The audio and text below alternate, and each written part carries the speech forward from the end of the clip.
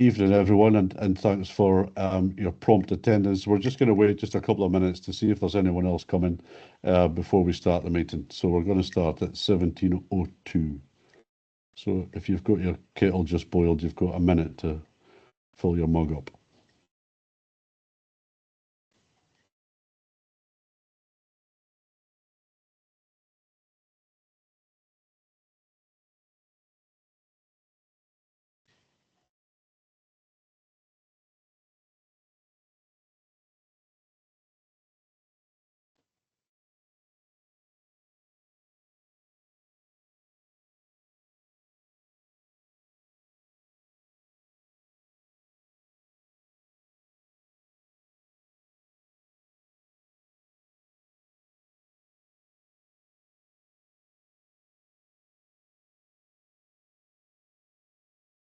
This is what you call disciplined silence.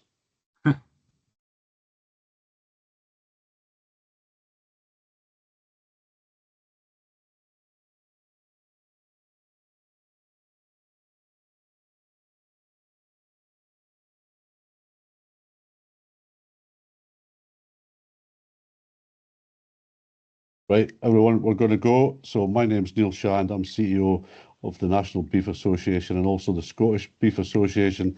And I've also been involved in some of the working groups in Blue Tongue since November 2023. And I'm joined tonight by, and in no particular order, Sioned Timothy, who is Technical Services Manager for Livestock at Boehringer Ingelheim, one of the successful Blue Tongue vaccines. Zoe Lloyd, who's an Animal Health and Welfare Scientist at AHDB. Zoe's going to give us a presentation on the Battle Blue Tongue website and all the information that that group, which is made up of a whole lot of industry stakeholders, has created. Joe Warne is a suckler farmer from Suffolk. Joe has experienced the real worst side of Blue Tongue at calving last year and then vaccinated his cows, and he's going to tell us a little bit of his experiences on that.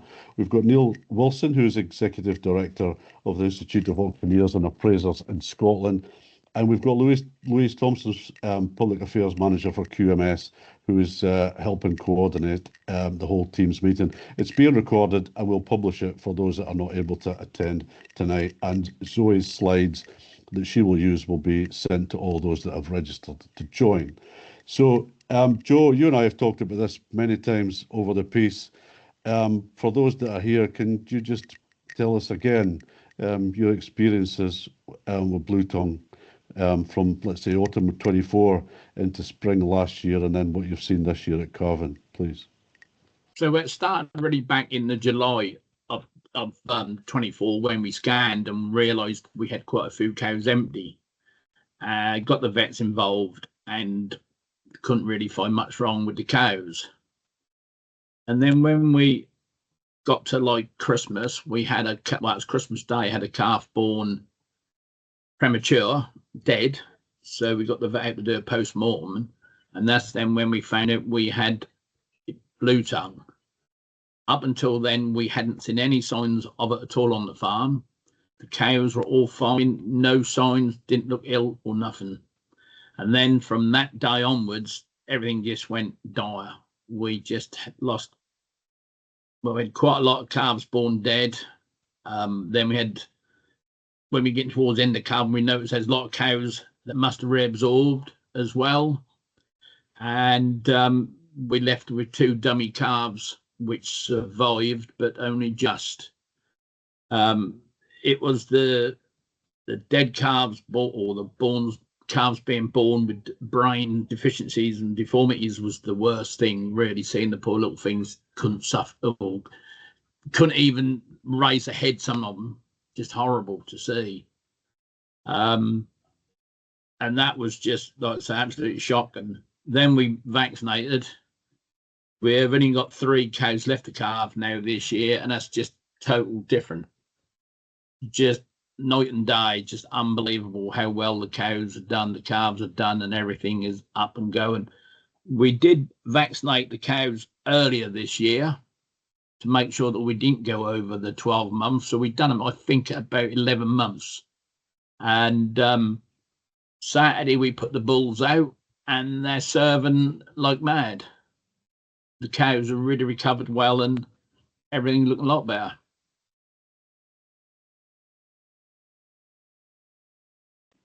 Joe, if you were to, you talked about that calf at Christmas and all the pain. I think from previous conversations, you got to the stage that you were almost scared to go into the calving shed in the mornings and to check them at night because you didn't know what you were going to find. If you put a financial cost on the impact of blue tongue from late 24 into last year and what you didn't have to sell last year, what would the figure be? Well, to be quite honest, Neil, we're less cows this year than we should have. So where do you put that figure at? On last year calves, we're talking 40, 50,000 at least. And this year, obviously, we got calves or cows less because some of the cows were no good at all for breeding. Totally, the reproductive organs were actually shot to bits. So, yeah, that is very huge, the financial, but we daren't sit and work it out exactly because a whole herd would go, I think. Yeah. Well, I don't do that. And I suppose that, so last year, cattle values moved quite a long way in the right direction, and that would have cushioned the blow a little bit. That did. Yeah, and make it probably bearable. But there's no 100-cow business can afford losses of 40, 50,000 pounds on an annual basis. And I suppose one of the key factors is the knock-on effect of what you experienced now comes for 2 or 3 years because what did you have, 15 or 16 cows less going to the bull because of the empty cows and 30. No, sorry, yeah, 20 cows less. Yeah, because last year we didn't keep any heifers back because we weren't too sure what was going to happen going forward. So what we was going to keep breeding, all the heifers we fattened up, and they went, for beef. Because again, as you said, the price was so high. We was getting sort of £2,500 for a heifer. Well, not knowing if the blue tongue vaccine was going to work or not, I weren't prepared to take that risk at that stage. We vaccinate the cows, but fatten the heifers up. Yeah. And so the knock-on effect of what you've experienced, it impacts your potential calf sales at the end of this year.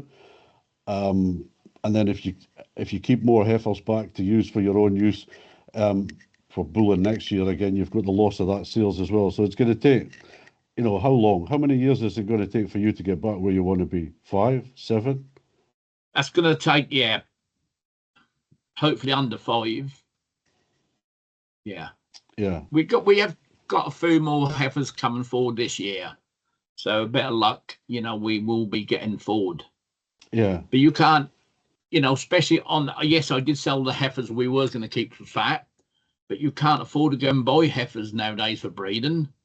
For one, we're pretty much of a closed herd.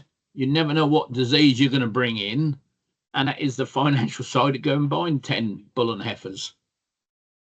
Yeah, no. And from our perspective, it's good news that bull and heifers are expensive, but I know it doesn't help everyone. So I encourage everyone to put questions in the chat, and we'll obviously cover questions of all types, whether it's vaccination or questions directly to Joe, Zoe, Neil, or Sioned. But Joe, for anyone that wasn't sure whether to vaccinate or not, what would you say?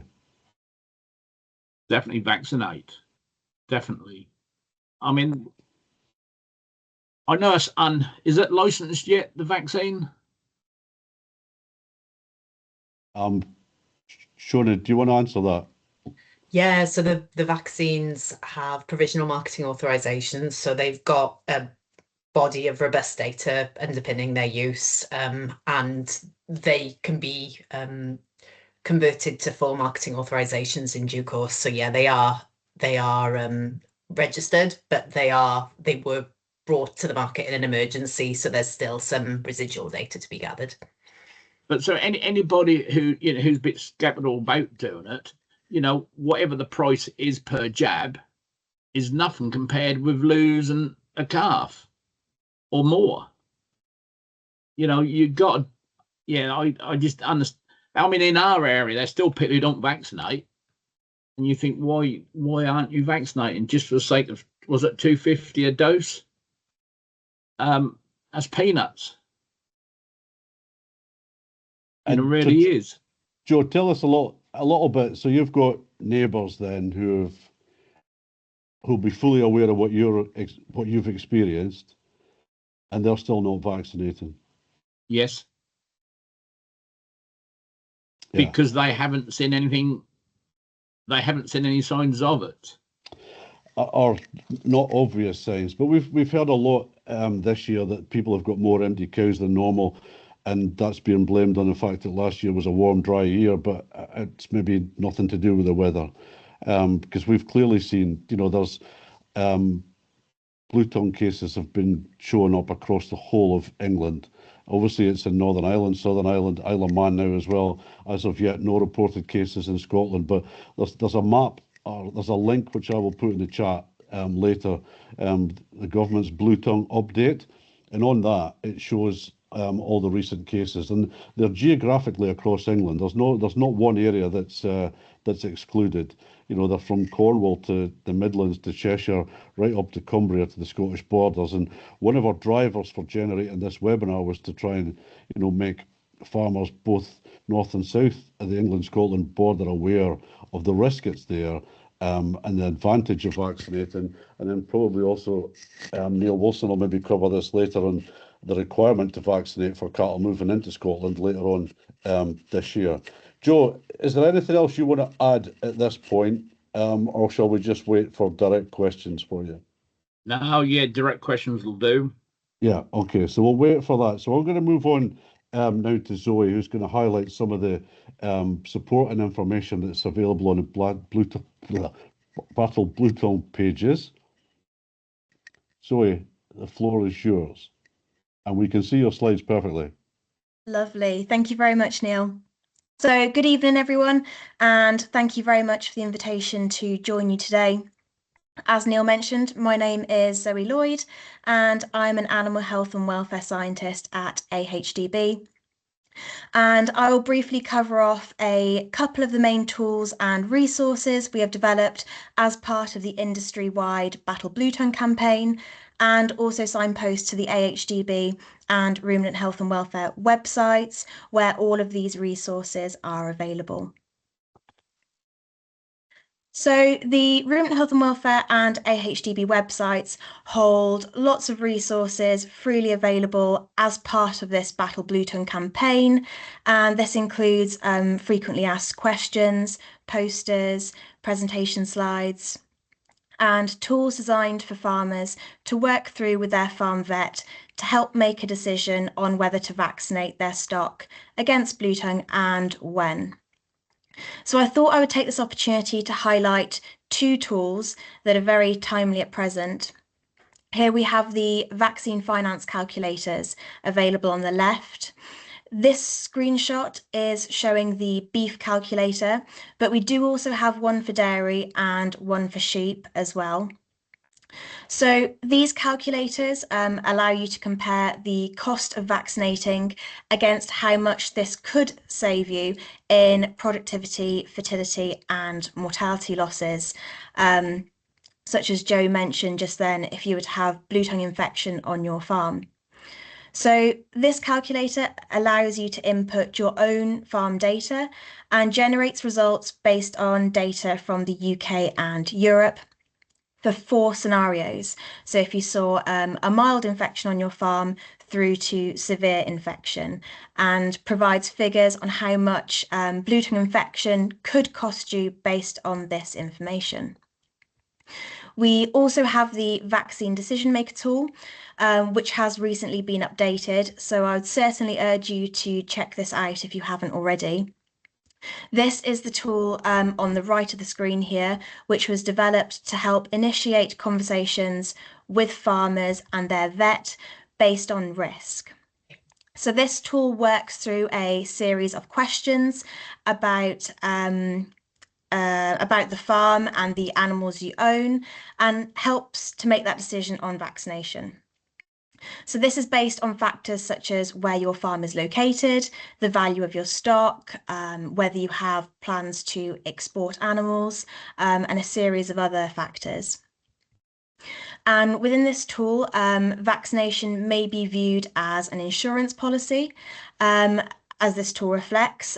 For example, if you wanted to go fully comprehensive, for example, you could vaccinate all of your animals against BTV3 and BTV8, or if you deem your farm to be low risk, it could be that you decide to go sort of for a more third-party insurance approach and only vaccinate your breeding males and high-value pedigree or rare breed animals.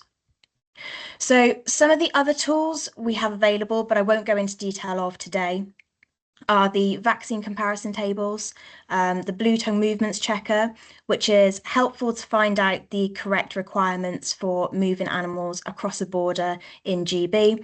And we have incorporated Scotland's updates from the 1st of June in this as well. And we have the Is It Too Late to Vaccinate tool, really designed to help farmers navigate the timings of vaccination within their breeding cycle. I also wanted to highlight some of the other resources we have available too. So we have the new vaccine guidance from Sheep Vet Society and BCVA, which covers off important details about blue tongue vaccination, emphasising that vaccination should be considered sooner rather than later to ensure vaccination courses are completed in time for the high risk period, and particularly now is the time to vaccinate before turnout of herds. It certainly isn't too late to vaccinate, and we would definitely encourage farmers to consult their vet about vaccination if they haven't done so already. We also have the BTV infection in calves fact sheet, which highlights some of the clinical signs we saw in the 2025 calving season, such as Joe mentioned earlier. And some of those we've started to see this spring calving. So it's incredibly important to read up on the clinical signs of this disease, which we know can include abortions, stillbirths, barren cows, or the deformed dummy calves, which we have spoken about, calves born with neurological issues. And if you see these signs and suspect blue tongue, it is important to report to the APHA. This is a notifiable disease, and reporting really helps build a clearer picture of the disease, which in turn really helps us as industry battle it. And then we also have there the QR code for the Ruminant Health and Welfare Blue Tongue Virus Hub too. So this is very much an evolving situation and something we are keeping an eye on. And we are bringing regular updates with industry experts through our webinar series. So please do keep an eye out for future webinars. We have 3 scheduled for April. And you can sign up to these via the AHDB website through the QR code on screen. And even if you are unable to make the event, you will still get an email with the recording. So it's certainly worthwhile registering. So I just wanted to re-emphasise that it isn't too late to vaccinate and to encourage farmers to have a conversation with their vet about vaccination, whether this is for BTV3, BTV8 or both, and perhaps consider vaccination a little bit like an insurance policy and prioritising your most valuable animals. It is also important to also be aware of the clinical signs and report suspicions to the APHA, as this is a notifiable disease and we really need people to report in order to build this clear picture of disease spread. And then lastly, please do keep an eye out on the Ruminant Health and Welfare Blue Tongue Hub and the AHDB websites for future updates and more information. So that's everything from me. Thank you very much for listening and the invitation to join you today. Zoe, that's great. Thank you very much, and for your emphasis on people to report. So I think it's worth mentioning at this point that one of the reasons that blue tongue is a reportable disease is its likeness to foot and mouth and its initial clinical symptoms. And we've got foot and mouth reported in Cyprus and Greece, which is, close to home when you look at the amount of people that travel there on vacation. So we need to be very much aware of that. And we're also fully aware it's an underreported disease. Neil, do you want to talk just a little bit before we go to questions about the changes that Scottish Government are planning to make from the 1st of June onwards and how that might impact cross-border trade, please? Yeah, okay, thanks, Neil. So you'll see in the chat I've put a couple of things in there. So first of all, the meeting's been recorded and we'll share it online. I think, Zoe, we're also going to make a copy of your slides available as well. If you want to send directly to you, if you drop an email into that BTV Webinar scott@hotmail.com email address, I'll make sure you get a copy of that directly in your inbox. And I've also put a couple of, well, 3 links on actually, 2 to the Scottish Government website, which is an overview of Blue Tongue, but also a direct link to the movement controls that are coming in place from the 1st of June to the 9th of September. And then I've put a link through to the page that Zoe was talking about, the Battle Blue Tongue page. So in effect, the changes coming in on the 1st of June, or the movement controls coming in on the 1st of June, are going to be very similar to those that we had last year. The dates at the moment are 1st of June 26 until the 9th of September 26, although those dates may be subject to change, but for planning purposes, I think we all hope that they are relatively set in stone. So for moving live animals into Scotland from the restricted zone, in effect, that you will need to have a PCR pre-movement test 7 days within 7 days of the movement. The only exceptions are for short movements of up to 4 days to a show or a sale in the restricted zone and then coming back into Scotland. There is a recommendation that you get a post-movement test if that's been the case. Or for cattle only that have completed a vaccination course using the Boltavo 3 vaccine with 21 days elapsing since completion of the primary course, or that the cattle have received a vaccine booster, like Joe was talking about earlier. So those cattle are exempt from testing, as are movements direct to slaughter. There is a few sort of, I suppose, caveats around about that movement to slaughter. I'm not going to go through them, Neil. They are on the website to see. I think the reality is around about trade. I mean, effectively, we're only talking about cattle there. Sheep, it's pre-movement testing really to bring sheep into Scotland, and I think what we saw was that's probably going to create a significant challenge for the sheep sector, but it does give cattle farmers the opportunity to use vaccination as a, to protect their herd, but also as an element to help with some of that cross-border trade. Neil, some of the work that we did last year with EPIC, who are sort of an independent epidemiologists, was that there was probably around about 50,000.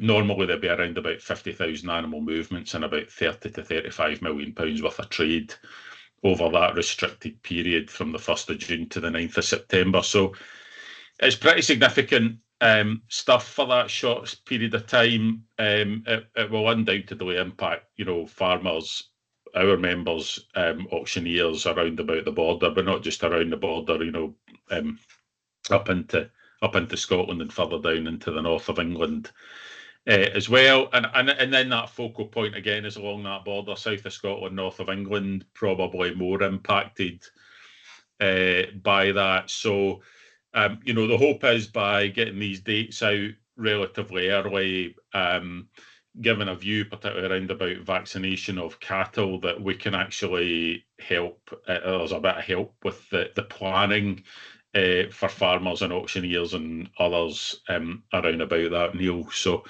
yeah, so that's, I've put the link in there. Go and give it a read to make sure that you are up to date with that and you know what's coming. And you know, if you are thinking about trading some livestock around about the summertime, it's probably worth thinking just how you're going to do that with that in mind. So I was going to leave that bit there, Neil. I don't think I've got any questions up on the chat yet, but I suppose I had a question for Joe, if that's all right. I suppose a couple of questions, Joe. What vaccine did you use, and also were the cattle showing clinical signs? You know, because we hear a bit about this, clinical signs or no clinical signs. You know, what was your experience? No. The cows themselves, no clinical signs whatsoever. That was only purely when we start to calve, and we have, you know, the dead, you know, the calves being born dead or dying just after birth. And the amount of abortions we saw beforehand, that's the only signs we saw. And that was literally we start calving the middle of January, and we start seeing this around the beginning of the new year. That's when that first sort of kicked off. And that's what's the vaccine use? Boltver, what's that called? The vaccine? Double. That's it. Yes, that. Okay. Yeah. But we used the BTV 3. Where is the 8 strain nowadays then? Have that moved elsewhere, or is it mainly the...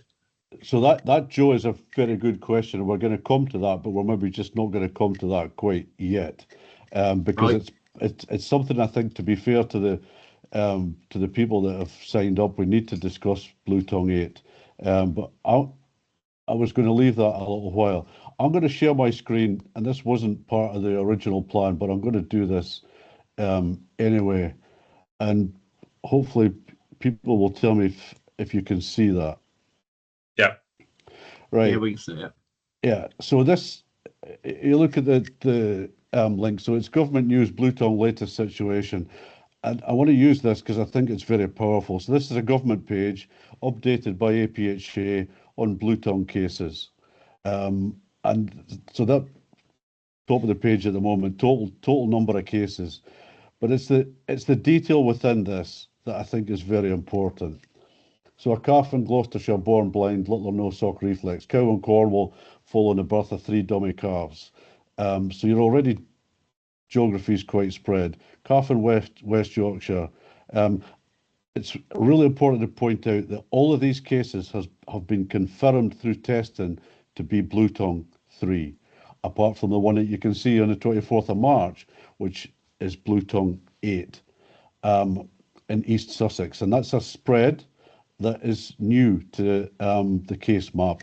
Blue Tongue 8 had more or less been confirmed into the Cornwall and just on the edge of Devon areas. Wasn't Blue Tongue 8 first come in at near Ashford?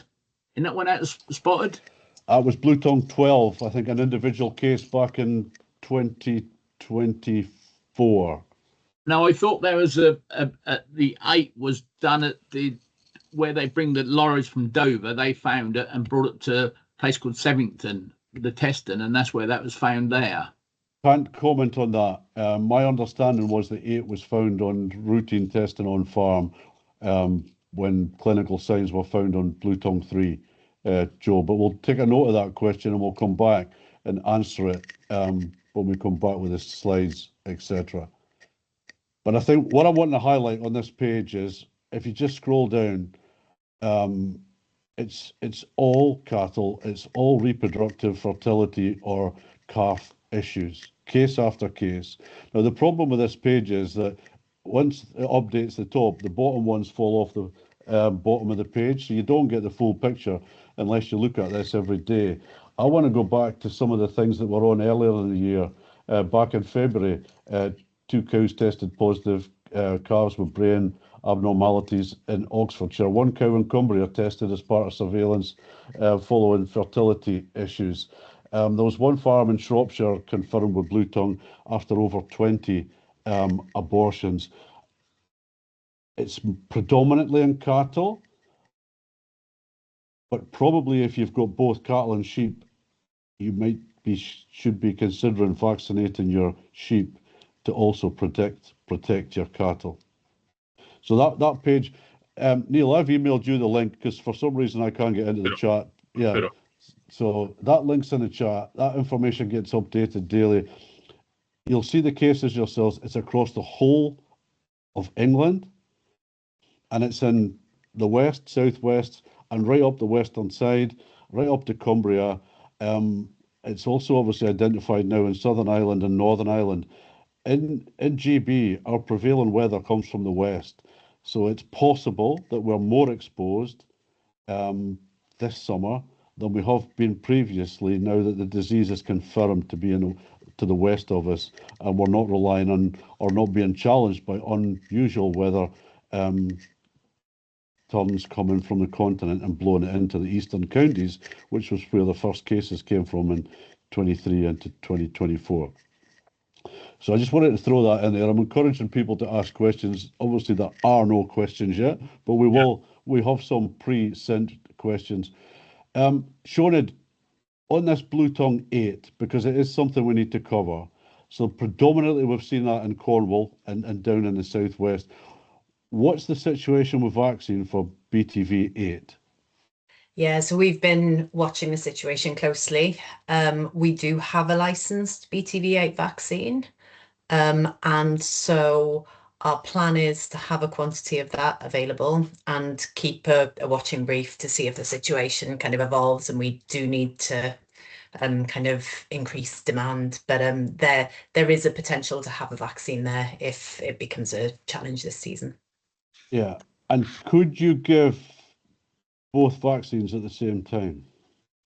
So there are multi-strain vaccines available, but not one that includes 3 and 8. I think it comes back to what Zoe was saying, really, is it's a good opportunity now to have a chat with your vet about what the risk might be to your farm, to consider BTV 3 and 8 relative to one another, and to make a plan. Their use at the same time isn't contraindicated, but the situation will vary between what's best for one farm and what's best for another farm. So yeah, make it with your vet at farm level, I think, is the answer.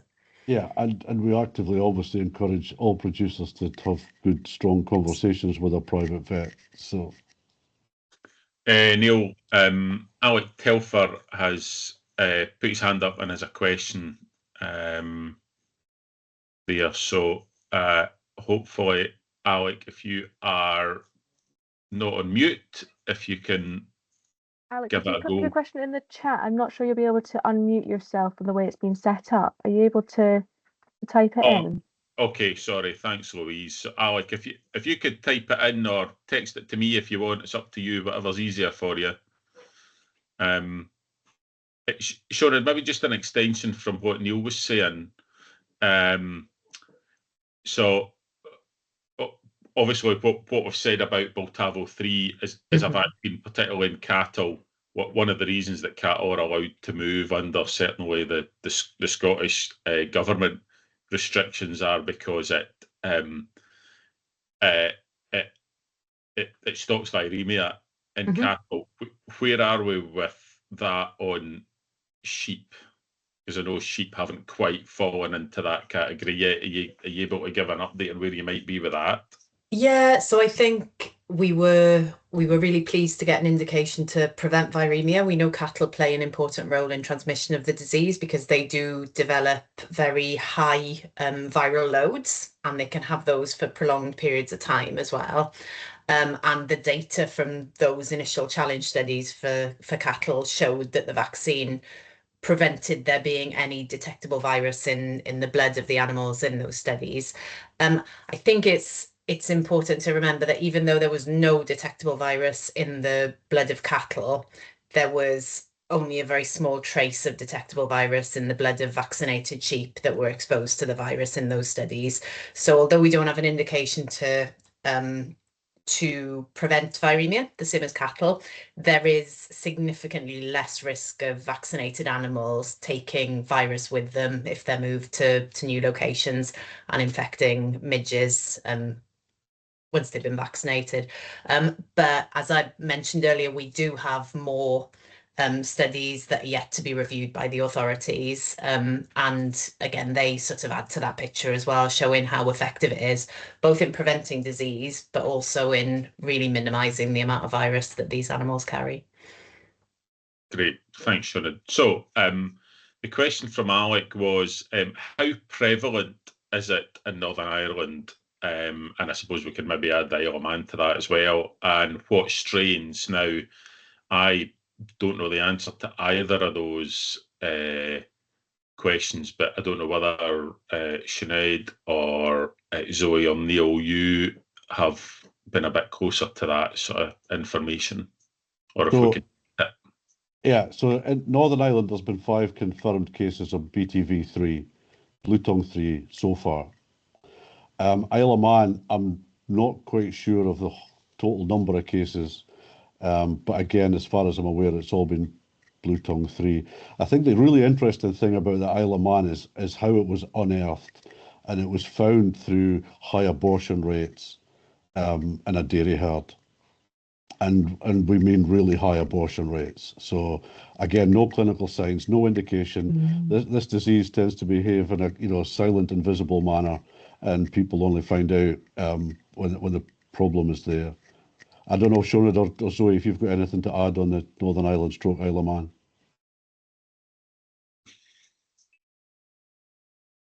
I'll take that as a no.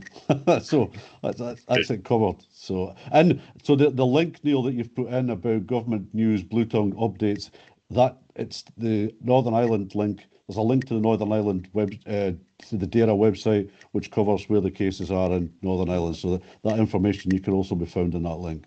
Okay, great, thanks. So on to the next, David Finlay has asked, is it only spread by midges, or can it be spread from mother to offspring?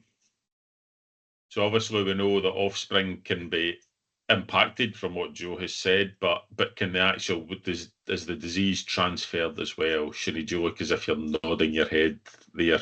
Is that?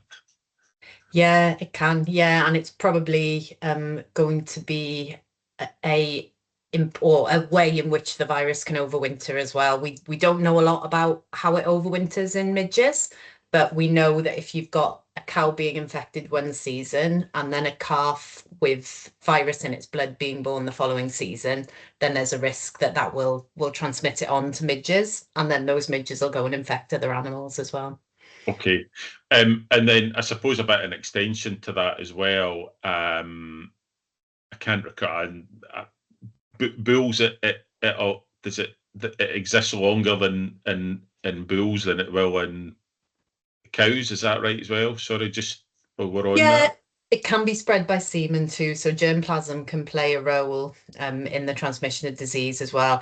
In general, cattle, cows and bulls can have virus in their blood for quite prolonged periods of time. So like that, in effect, creates a window of infection for midges to become infected and transmit the virus on. And as I know it's been sort of said a lot, but I think it's really important to remember that it only takes one bite from one infected midge to have the kind of effects that Joe has reported. Yeah. And then actually it's quite temperature dependent after that, how quickly the virus cycles through the midges and the midge population, which probably is one of the things that helps us in Scotland a little bit, maybe compared to the rest of the country. But again, there's no guarantee, and that's roughly why we end up with that window of dates from 1st of June to the 9th of September in Scotland. That's kind of, I think, viewed as the is a sort of higher risk period for the spread of this. So thanks, Sinead. I hope that answers your question, David. Bruce McConaughey has put a question in. Are movements that don't comply with restrictions being alerted? So, and I'm sort of cranking my memory back here. I know Jim is on the call from .gov and has absolutely just nailed the answer to the question. Thanks, Jim. So yeah, so there you have your answer there, Bruce. APHA will conduct checks. Also moves from the 1st of June will be through a specific licence which must be applied for, and we'll have a list of animals to be moved, unlike currently where a general licence is applied. So I think the answer to that is yes, Bruce, and that's how it's going to be conducted. I don't have any other questions floating about in the chat just now. Neil, did you have any other ones that had come into you before we started? Well, I'll just add a bit if you like. On you go, Joe. Anybody who's thinking about it should be doing it, because when we had calves being born last year and they're being born, you think lovely, they get up and suckle and they're away. The next day, that calf will not stand again, and that would just wither away and die. You know, so for the price of this vaccine, you must do it. You've got to protect your assets, you know, and not only the calf dying, you know, we're all farmers. We know what happened to the animal at the end. But to see a newborn calf, 3 or 4 days old, just lay down and die is hard. It's heartbreaking, to be quite honest. You know, you don't do this to see something like that happen to them. You know, and we found we had one calf, they had 15% of its normal brain. You know, they just couldn't react to anything. And that was hard to see them. And still now we've got one dummy calf left alive. We had 2 actually, but one we managed to get slaughtered, and he wasn't very good at all, but he went. But the one we've got left is that is just bonkers, to be quite honest. That would just walk into the wall. I mean, they can see fine, but they just don't know where its surroundings are, sort of thing. You know, when you got in a yard of cattle, it's very frustrating. You'd have 30 or 40 run out the gate, and that'll run the wrong way. You know, and there's things like that you don't want to keep dealing with day on day. So, like I say, anybody thinking about it must do it. You know, the best time to vaccinate was last week. That's all I'll say. You know, don't wait. Just do not wait. Joe, great. Listen, for somebody that's been absolutely the front line, it's you know, thanks very much for putting that on, because it is. I mean, it's really the reason that we're running this webinar is just to try and encourage people and give them as much information as they can, and certainly trying to get rid of some of the myths around about vaccinating as well, which I know have been circulating, some of them quite wild at times. So Peter has asked a question: what is the minimum temperature, and for how long does the midge incubate the virus? And I don't know, Sinead maybe or Zoe, something for you, if that's all right. Sinead, I'll come to you first, if that's okay. Yeah, of course, yeah. So you need temperatures of around 11 to 13 degrees for the virus to replicate within the midge. And they're also the temperatures that we start to see midge activity as well, which is why we get the defined season, as Neil said. When a infected midge bites a sheep or a cow, that animal will have virus in its blood between about 2 to 7 days after that bite. They'll be able to infect midges and have circulating virus. And then if an infected midge bites one of those animals, it takes between 10 and 20 days before that midge is able to infect other animals. So we've got those kind of 2 sides to the cycle, if you like. And as the temperature conditions become more favorable, that cycle becomes more efficient as well. So the incubation inside the midge shortens. They probably also carry heavier burdens of virus as well. And so we get that kind of escalating risk. So there is still time to vaccinate, because it'll be a little while before that risk really that peaks. goes up. But it does, you know, that sort of time for replication shortens really quite quickly. You know, you don't need this massive spike in temperature for that to get a lot shorter, isn't it? You know, by the time you get to about 20 degrees, it's pretty quick, isn't it? It is, yeah. It's quick, and it's more effective as well, if you like. So you get that sort of double whammy of risk ultimately. Yeah. Zoe, is there any sort of info on that on the Blue Tongue website that we can point people to as well? Yeah, absolutely. So I think Sioned covered that very well. There's nothing more I have to add on that side of things, but I would say we do have FAQs on the transmission of Blue Tongue. So very happy to include a link with this alongside the PowerPoint slides, if that helps. Yeah, I think anything helps that can help point people in those directions. So no, thanks for that, Peter. Neil. I've got, yeah, I'm going to just share something, Neil, again, if that's all right. I've pulled up the case map, which is viewable in that link that you put in the chat from the government. So these are the confirmed Blue Tongue cases, and some of which that we've mentioned earlier. And I would say that if you look at where the cattle population density is very high, that's where you see the cases, and that's where you see the risks. Joe, you mentioned earlier, and I'll just zoom that in a wee bit, about a case close to Sevington. So I think there is one there just in a little bit left of Ashford. But the majority of Blue Tongue 8, which is shown in green, have been right down in Cornwall. And that was picked up as part of the winter surveillance last year, when Blue Tongue 8 was seen to be expanding and growing in northern France. The only reason I asked about that is because obviously I was at West Sussex. That one was in Blue Tongue 8 was in West Sussex. Yes, well, that ain't far across from the other one, is it? You see? No, there's not much. You know, that's not quite a short straits, but it's not far from it. But still, the majority of these cases, the green ones, the blue BTV 8, down in, you know, right down in the far west Cornwall, and that was traced back to a flume of midges that were traced through weather patterns going over from northern France last summer. So they quite often weather behaviour helps us trace these things. I think what's really interesting is the eastern side of the country, probably following the experiences 23 into 2024, in which vaccination has been used at a reasonable level, have since reported very little cases. And that's not to say that you don't have a discussion with your private vet and vaccinate. I think everyone should consider that discussion, as Joe has put. But these are where the cases are live, going right up to into Cumbria. So the disease is there. Is it worth touching on some of the continental stuff as well?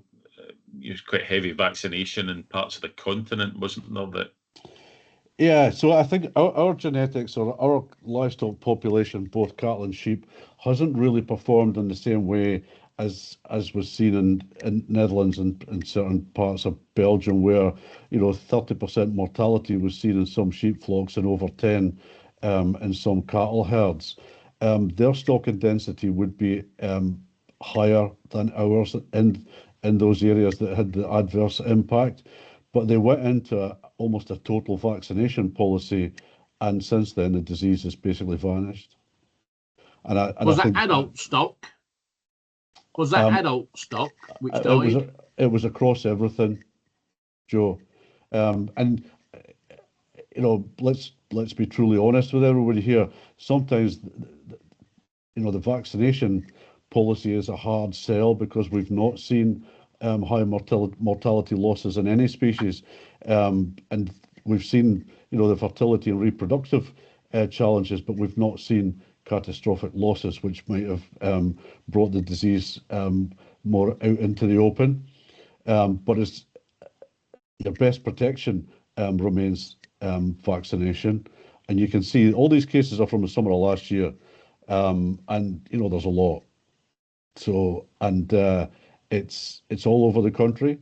And whilst there's no vaccination policy and unlikely to be, or there will not be anything driven by governments, it's up to animal keepers themselves to drive the protection of their own herd.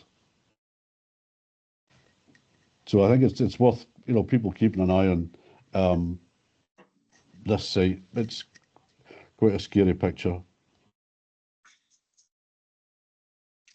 Neil, I've got no more questions in the chat. If anybody's got any final questions in the next minute or two before we start, so that would be great. Yeah, so I've got for Sioned, so we've got a pre-marketing authorization, which is next stage up from an emergency marketing authorization. We understand that there's a lot of data to be submitted and checked by VMD before we get a full marketing authorization. So every time we meet and speak, I ask the same question, so I'm not going to ask it tonight. I'm going to ask it a slightly different way. What opportunities will a full marketing authorization give farmers in terms of guaranteed protection? So I think, to maybe come at it a slightly different way, I think you can have the confidence now already that we really understand how this vaccine functions. We understand its safety and its efficacy profile. We have seen approaching 50 million doses of this vaccine used across Europe since it was first made available in 2024. So we've done the studies and we've seen it in the field as well. We've seen it in action, if you like. What we will have is more approved information on the data sheet, on the package insert, and on the official documents that you can find on the veterinary, the VMD's website online, just giving that additional information on duration of immunity, and on some of the factors as well, which I know are outstanding questions around things like use during pregnancy and specific data on use during bulls as well. So we are working on that. We do have some of that data available and ready to go to the authorities. But in the meantime, you can be confident of the safety profile of the vaccine. You can be confident of the efficacy profile of the vaccine. And as has been stated already, it really is the only way to protect your stock against the infection in this coming season, in the face of a lot of uncertainty as well. Yeah. And then, we live in a very odd world at the moment, but it's a small insurance policy. Zoe has commented on how you can look at it as a really good insurance policy. Joe has experienced it firsthand. We are really just asking people to seriously consider vaccinating their herds or flocks. Moreover, if you've got both species, even if you've not seen any signs of the disease, it is all over the country. Before cattle are turned out, this is your best chance to try and add some protection. 100 cow herd, just even to do the breeding stock, it's a few £100. A good viable living animal at the moment, whenever you sell it, it's worth anything from £1,500 to £2,500. So I think it's a no-brainer. Joe, have you got a final message to anyone that still is unsure about the value of vaccinating? Well, I think to be important, the evidence speaks for itself. What we're talking about tonight, the cost really is so tiny. Why wouldn't you do it? It is, madness not to. This year, like I say, we've calved all our cows, haven't seen any signs, and that's just been totally beautiful calving season compared to last year. So, must do it. You've got to do it.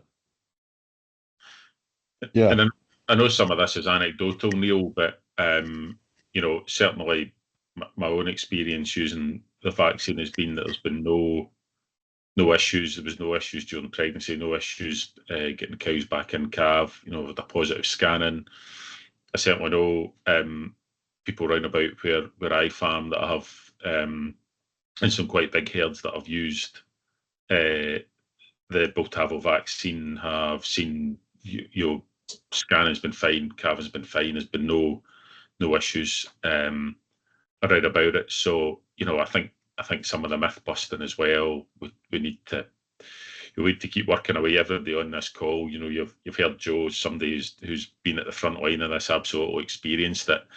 You know, and it's coming out the other side now, and it's going to take a bit of recovery time, but coming out the other side, having used the vaccine, you know, we need to get on top of some of this nonsense that goes on around about it as well. So I think everybody on this call who's heard that can probably help spread the word. Yeah, because we're tenant farmers where we are, and you know, I couldn't stand this for 2 years on the trot. That would finish me. You know, simple as that. People who have got a farm, you know, they can perhaps suffer a few more losses than me. But for me, you know, the landlords still want paying at the end of the day, and you got to do it. We've all got bills to pay, Joe. Exactly.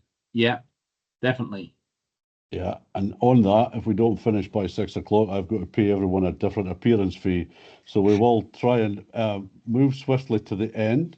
Joe, I think your message is clear, and I can only thank you for once again coming and sharing your experiences. You know, you talk about losses, 40, 50,000 pounds, but your cow herd is now, you know, smaller than you want it to be, and that'll take a few years to get back up to your 100 cows or thereabouts, and you're going to suffer pain all along that way. So, you know, it's a real story. It's the true impact of the disease. That you never saw any clinical signs on your farm at all. And I think whether we maybe didn't cover this clearly at the start, your neighbours did see some clinical signs in that first outbreak. They did. You saw absolutely nothing in your herd. Anyone that's... But strangely, their cows all calved and the calves were negative.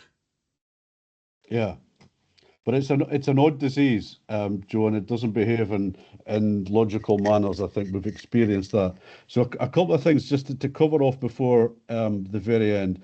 We've talked about blue tongue 8 and blue tongue 3. The predominant cases so far in GB are blue tongue 3, but BTV 8 is circulating, or was it to the back end of last year, and 1 or 2 cases confirmed this year. So when you have discussions with your private vet, please talk.